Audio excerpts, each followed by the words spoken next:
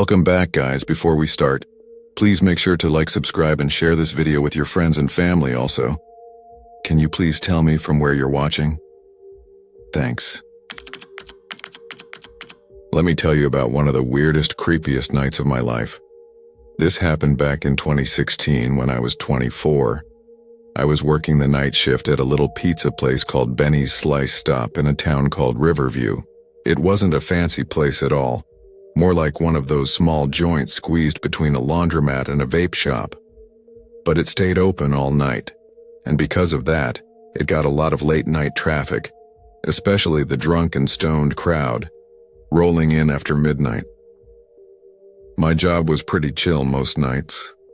I was the only one working during the graveyard shift, and I liked it that way. It gave me space to think, goof off on my phone, and just vibe out while tossing pizzas in the oven. The shop wasn't usually busy on weekdays, so I could catch up on stuff, listen to music, or sneak in a few rounds of a game on my phone when no one was around. So this one night, it was a Tuesday, and it felt like any other. I came in around 9 p.m. to relieve my boss, a guy named Curtis. He handed over the register keys, gave me a quick rundown of what he did during the day, not much, and wished me a quiet shift.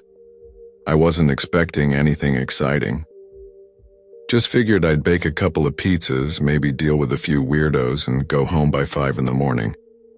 At first, it went exactly like that. A few customers came in during the first couple of hours, mostly delivery guys and a college couple, who looked half asleep. After that, silence. The shop was dead. I cleaned up the prep area in the back, checked the sauces, stacked the boxes, then sat down in the little kitchen break area with my phone. The hours ticked by slowly. The only sound was the hum of the fridge and the buzz of the overhead lights. Then, a little after 1 a.m., I heard the doorbell chime. You know, the one that dings when someone opens the front door? I stood up and peeked around the corner. The front counter was empty. I walked a bit closer, looked around the tables, checked the restrooms. No one. Weird. I figured maybe I imagined it. Sometimes your brain just plays tricks on you when it's quiet for too long.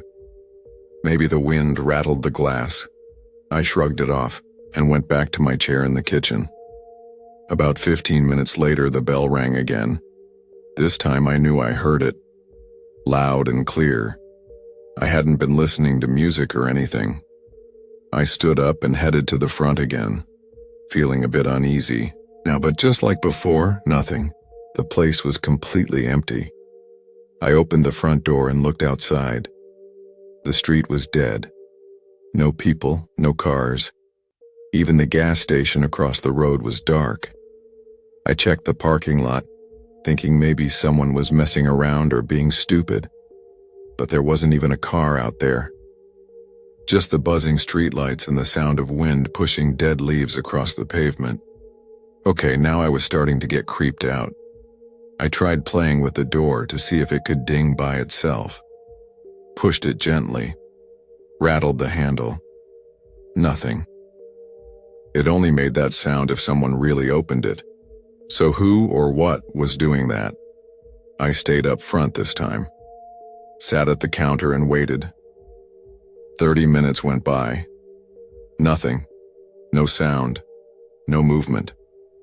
Just me and the soft ticking of the wall clock above the soda machine. Eventually, I decided it was just something weird with the door. Maybe the sensor was off. Who knows? I went back to the kitchen, still feeling a little unsettled but trying to shake it off. I figured the rest of the night would just be slow and boring. Wrong. About 10 minutes later, the doorbell rang again. Now, instead of getting up, I just froze. I stayed in my seat and listened. Nothing. Not a footstep, not a shuffle, just that one single chime and then silence. Hello? I called out loud enough for someone to hear if they were near. No response. That's when my brain kicked in with 100 horror movie scenarios. What if someone was sneaking in when I wasn't looking, hiding in the restroom, behind the freezer? What if someone was trying to lure me out? I stayed where I was for a while, half expecting to hear footsteps or breathing. Nothing. Eventually, I convinced myself to ignore it again. Maybe the wind was messing with something. An entire hour went by with no customers. It was almost 4 a.m. I figured I should start closing out the register and prepping for morning. So I went to the front counter, unlocked the till, and started counting the cash. That's when the feeling hit me. You ever get the sense that someone's watching you, like you're not alone? I glanced around the shop. Empty tables, clean floor, chairs stacked neatly. The open doorway to the kitchen behind me. Still, the feeling wouldn't go away. Then I heard a noise behind me. A soft, dull thud. It sounded like a boot hitting the floor. I spun around so fast I almost knocked over the chair. And there, standing near the back of the shop, half hidden in the shadows, was a man. I swear to you, he wasn't there a second ago. He was wearing black jeans that were ripped and dirty, and a big hoodie with the hood pulled way down over his face. I couldn't see his whole face, but what I did see made my skin crawl. His eyes were bloodshot and wide, not blinking, just staring at me. And in his hand, his left hand, was a long, nasty-looking knife. He didn't say anything, just stood there, breathing hard, gripping that knife so tight his knuckles looked like chalk. I couldn't move, couldn't even breathe. After what felt like forever, I spoke. "Hey man, you can take the cash, I don't care, I just want to leave, all right?" Still nothing. He didn't even flinch. Now here's where it gets worse. The counter I was standing behind was shaped like an L. He was standing right near the corner. So if I wanted to run to the door, I'd have to move toward him first. There was no way I'd make it past him without getting grabbed or stabbed. So I did something stupid but kind of smart at the same time. I jumped over the counter. Not around it. Over it. Landed hard on my side, scrambled up, and ran like hell for the front door. He came after me. I heard him sprinting fast, his boots pounding the tile. I burst out the front door and didn't stop. I didn't even look back. Just ran toward the road, hoping to see headlights, a cop, anything. I don't know when he stopped chasing me. I was so focused on running, didn't realize I didn't hear him anymore until I was halfway down the block. I called the cops, breathless, heart pounding. They showed up a few minutes later and went inside the shop. The guy was gone. But he'd been busy in the short time I was gone. Chairs knocked over, sauce splattered everywhere, boxes ripped up, like he went on some wild rampage. And when I finally got the courage to check on my car around the back, I found deep scratch marks all over the side.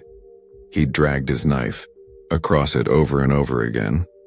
The creepiest part? They think he'd been watching me from outside for a while, maybe from across the street or behind the building. They said the way he kept setting off the bell without being seen was probably him testing things, figuring out how to slip in unnoticed. And the hour between the last bell and when I saw him, he was probably already inside, hiding, waiting, listening to me move around, watching. I never found out who he was. He didn't take any money, didn't say a word. It didn't feel random. I quit that job 2 days later. I couldn't step foot in that place again without feeling like eyes were on me. The scariest thing? I still don't know if he was ever caught. A few years back, 2021 I think, I was 23 and grinding hard. I had a regular office job during the day and did food deliveries in the evenings. My goal was simple: save up enough to finally move out of my parents' place and get my own little apartment in Cedar Ridge, a quiet suburb about 30 minutes outside Chicago. Most nights were pretty uneventful. Just pick up the food, drop it off, get a tip, and repeat. But this one night, This one still gives me chills every time I think about it. It was a Thursday in early November, cold but not snowing yet. The kind of night where your breath fogs up the air and everything feels just a bit too still. I'd started around 6 p.m. after grabbing a sandwich and figured I'd knock out a few hours of deliveries. It started off solid. Orders were steady, people tipped well. By the time it hit 10:30, I'd already made more than I expected. Honestly, I should have gone home. My legs were sore and my car smelled like 3 different kinds of takeout. But I got greedy. I figured I'd wait for just one more good order before calling it quits. At 11:12, one popped up, $19.75 to deliver a large bag of tacos to a spot called Elmswood Preserve. Sounded like a park or something. The drop-off location was about 15 minutes away, deep on the edge of town. No red flags, yet. I accepted the order, drove to the restaurant, and picked it up. The address the appy gave me didn't have a number, just main trail entrance Elmswood Preserve. That struck me as weird, but I figured the guy must be camping or doing a night hike or something. It's not totally unusual. The drive was quiet. No cars, no lights, just trees. The kind of dark where your headlights only show you enough to feel nervous about what you can't see. I turned onto a narrow gravel road. No streetlights. Just tall, spindly trees lining both sides, leaning in like they were eavesdropping. After about half a mile, I hit a metal gate. 2 old brick pillars with a rusted chain between them. The chain was down, resting in the dirt like someone had just unhooked it. My gut told me to turn around, but then again I wanted that $20. So I drove in. The road curved a bit before opening into a small gravel parking area. My headlights lit up a wooden sign with chipped white paint. Welcome to Elmswood Forest Preserve. It looked like it hadn't been updated since the 90s. I parked, turned off the engine, and looked around. Total silence. Not a single other car in the lot. Not even a squirrel darting across the path. That's when my phone rang. It was the customer. The name just said M. Ford. I picked up.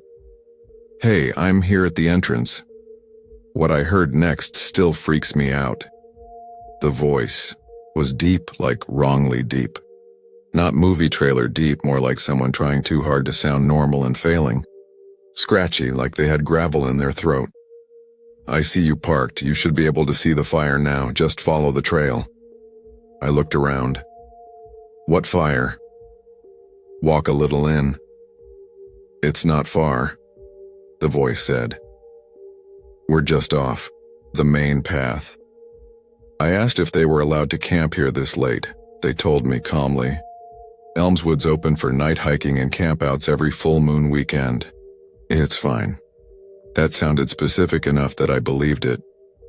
But now I know there was no full moon that night. And Elmswood Preserve doesn't even allow camping. Still, I got out of the car. The cold air hit me like a slap. I grabbed the bag of food and turned on my phone flashlight. Only one trail led out of the lot, so I started down it. The dirt path crunched under my sneakers, and every step echoed like I was in a tunnel. Leaves rustled, but there was no wind. It was too quiet. About 5 minutes in, I saw it. A flickering orange glow in the distance. A fire. But it wasn't on the trail. It was deeper in the woods, tucked between the trees like it didn't want to be seen. I hesitated. A little voice in my head was like, nope, go back. This ain't worth it. But then another voice, probably the dumber, tired version of me, said, it's just a fire. Drop the food, get paid, go home. I stepped off the path and crunched my way through the underbrush. As I got closer, the light got brighter, but something was off. No voices, no laughter, just the fire. When I finally reached it, I stopped dead. It was a campfire, yeah, but that was it. No people, no tents, no folding chairs, not even a cooler or trash. Just a perfectly built fire burning in the middle of a circle of leaves, like a display. I stood there holding the taco bag like an idiot and whispered, "What the hell?" Then I heard it. Snap. A branch broke somewhere behind me. I spun around with my flashlight, heart racing. At first I saw nothing. Then, about 20 feet away, partially behind a tree, was a figure.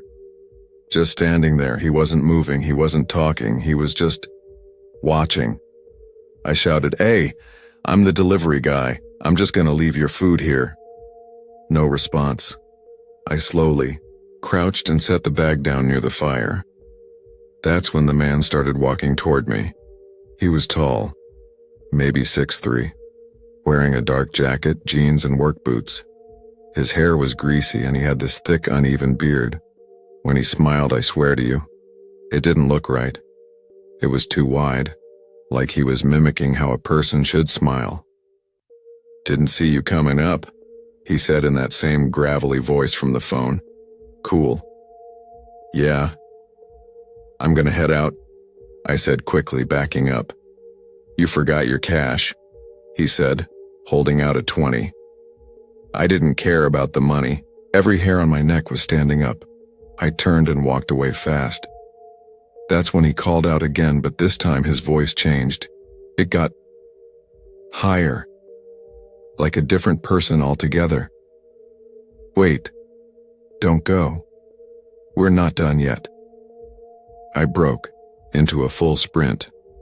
I could hear him behind me, his boots thudding against the ground, not running but walking fast, like he knew I'd trip or look back.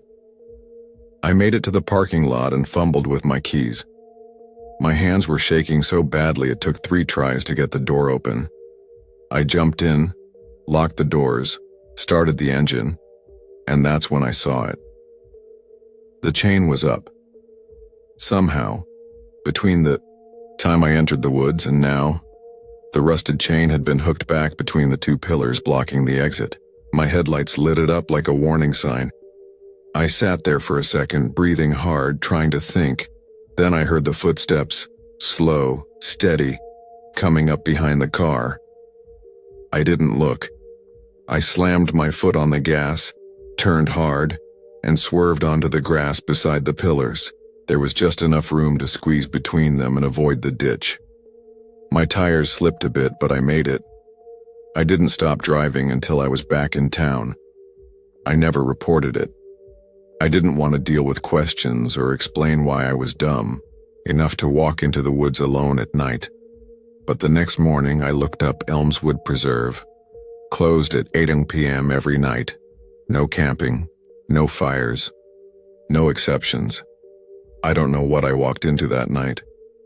I don't know if it was some messed up prank or something way darker. But what I do know is this. Someone was out there, waiting. And I think I was supposed to be more than just a delivery guy. Maybe I ruined their plan by running. Maybe not. But I haven't done a late-night delivery since. And every now and then when I drive past a dark forest road, I swear I feel someone watching from the trees. Waiting. Have you ever had one of those nights where something just feels off? Like the air's too still or the silence feels heavy? That's exactly the kind of night I had at my job last fall, and I've never looked at night shifts the same since. So, I'm Jake. I used to work the night shift at this tech company called Rentech. It was just me and rows of humming machines inside an old building on the edge of a small Pennsylvania town called Broad Hollow. The place used to be a car parts warehouse, but they turned it into a data center years ago. My job? Pretty straightforward.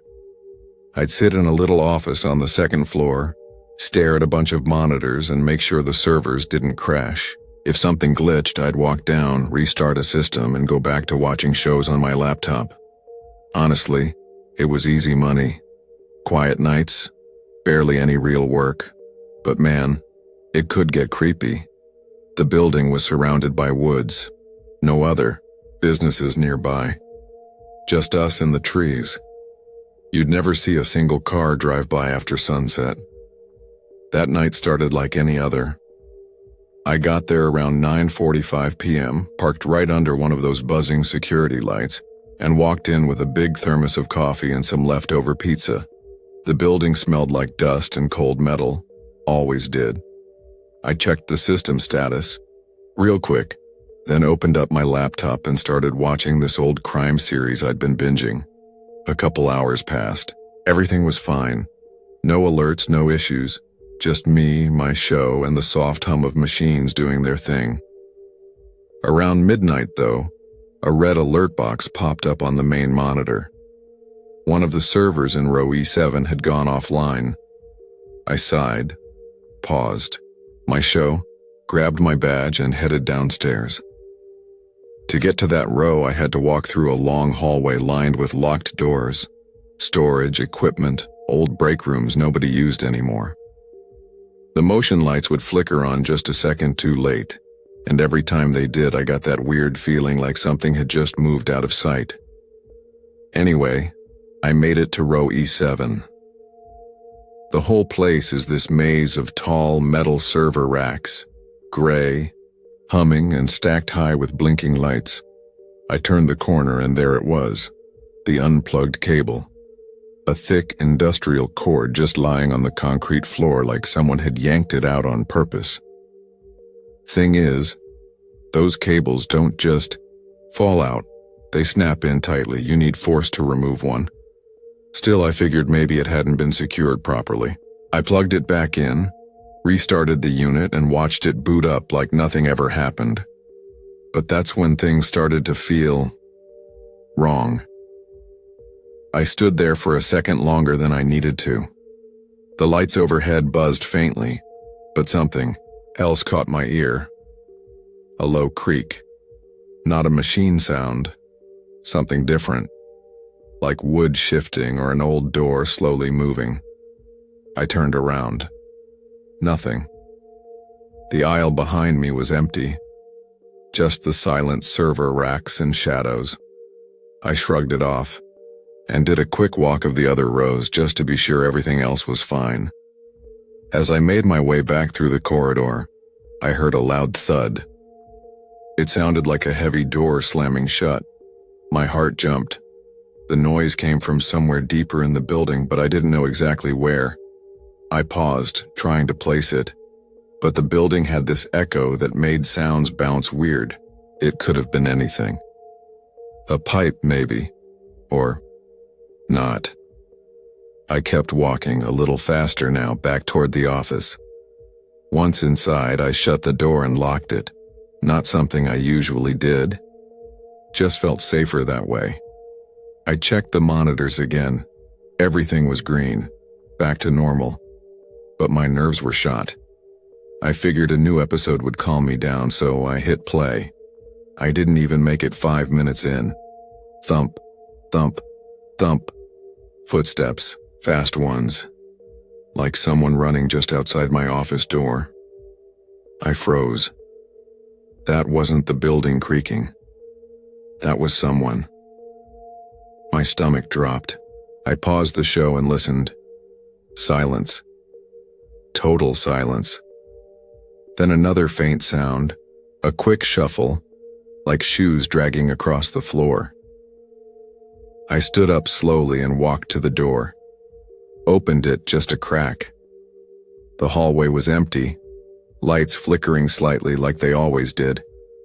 But the door at the end was swaying like someone had just gone through it. I didn't want to go down there, I really didn't. But something in me couldn't let it go. Curiosity, maybe. Or stupidity. Either way, I walked toward the end of the hall and pushed the door open. What I saw made me stop cold. The next hallway was lined with glass-windowed office rooms, most of them empty. But just as I stepped in, I saw the door at the far end slowly closing, like someone had just slipped inside. "Hello?" I called out, even though I didn't want a response. No answer.